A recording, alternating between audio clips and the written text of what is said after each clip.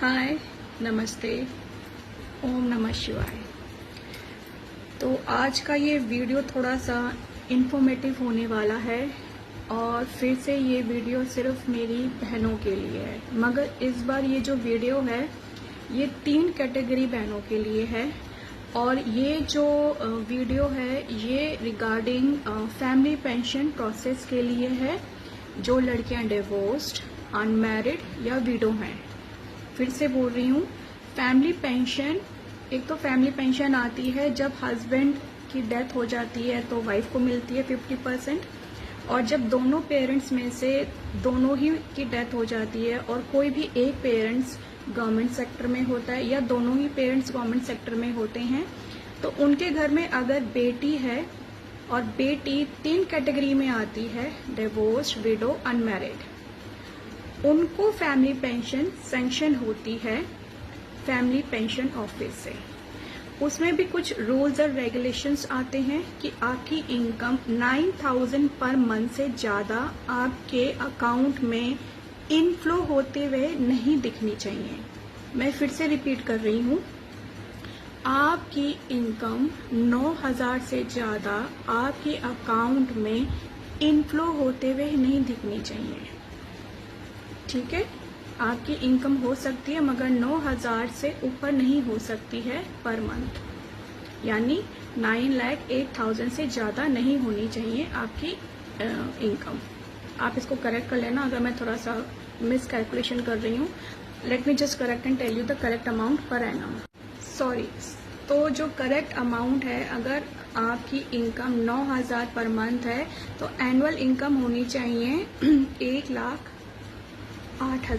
That's it. इससे ज़्यादा आपकी एनुअल इनकम आपके बैंक अकाउंट में इनफ्लो होती भी नहीं होनी चाहिए। और फिर से 3 कैटेगरी में बता रही हूँ, डिवोर्स, विडो, अनमैरिड, कोई भी एज की हो, एनी एज की। ये प्रोसेस थोड़ा सा लेंदी है और आप अपने फादर मदर के कोई भी जो गवर्नमेंट सेक्टर में है, पोस्ट ऑफिस में, रेलवे में है, कोई भी गवर्नमेंट सेक्टर में है, जब उनकी डेथ हो जाती है, या तो आप अपने पेरेंट्स से बोलिए कि आपको नॉमिनी करके जाएं, चाहे आपकी शादी हो गई है, आप अच्छी खासी मैरिड हैं, यू नेवर नो कि लाइफ में कब क्या हो जाए। तो या तो आप अपने पेरेंट्स को बोलिए कि दीदी को, बहन को नॉमिनेट करके जाएं। बेटा नहीं बनेगा, बेटा कभी नहीं बनेगा। अगर बेटा बेड पर है, he is totally on bed, he is not able to move और वर्क, और हॉस्पिटल का सर्टिफिकेट है, तो बेटा लाइबल है। क्योंकि एक और ऐसा केस मैंने सॉल्व करा है अभी। मेरे एक अंकल आंटी मुझे मिले थे उस ऑफिस में, उनको मैंने बताया पूरा प्रोसेस, मगर उसमें उनको नॉमिनी अपने किसी और को बनाना पड़ेगा जो उसके बिहाफ पे वो पैसे विड्रॉल करेगा पेंशन के लिए। क्योंकि अगर कोई बेटा बिल्कुल बेड पर है, मूव नहीं कर सकता, बोल नहीं सकता, कहीं भी आ जा नहीं सकता, तो उसके बैंक अकाउंट से पैसे विड्रॉ करने वाला भी कोई होना चाहिए।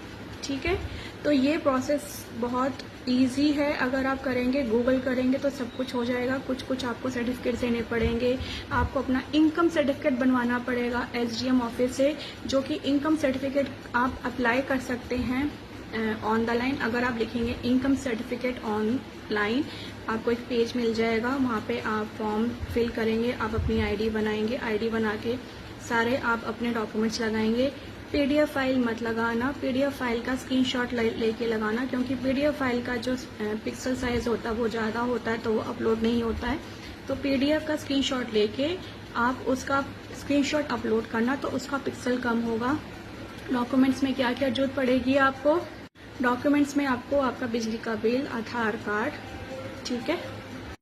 मैं फिर से बता देती हूँ, सिर्फ बेटियों के लिए हैं, डिवोर्स, विडो, अनमैरिड। बुआ अगर अनमैरिड डिवोर्स विडो है, बहन अगर डिवोर्स अनमैरिड है, नॉट योर मॉम। मॉम अगर ससुराल में है तो नहीं, मॉम अगर मायके में है तो, ठीक है।